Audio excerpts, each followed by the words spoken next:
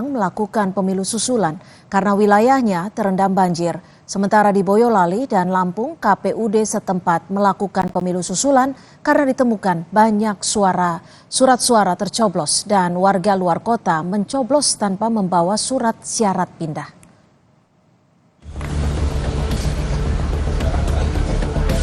Warga perumahan Pondok Maharta, Kecamatan Pondok Aren, Tangerang Selatan ramai mendatangi TPS untuk menyalurkan hak suaranya akibat banjir saat 14 Februari 2024 kemarin.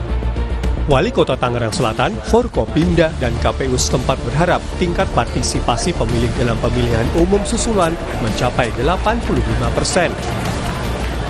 Harus dilakukan susulan atau ditunda pemilunya, pemungutan suaranya, karena jalan dari rumah warga ke titik ini itu tidak bisa dilalui sehingga harus dilakukan pemungutan suara ulang. Nah, saya khawatir, alhamdulillahnya tapi ini hari libur, mudah-mudahan ya bisa 85% bertahan begitu ya, syukur bisa lebih.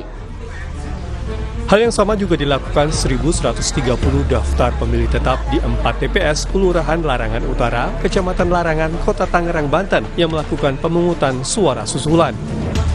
Warga setempat antusias memadati TPS meskipun sebelumnya sempat tertunda karena rumah dan TPS kebanjiran.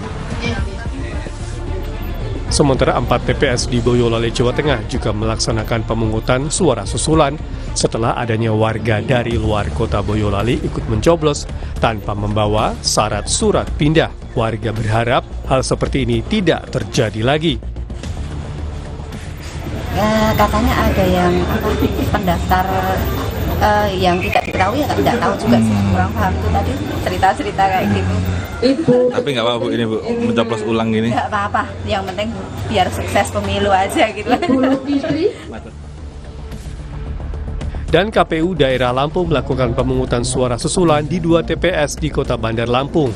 PSU dilakukan di TPS 19 Waikandis yang ditemukannya 233 surat suara telah tercoblos.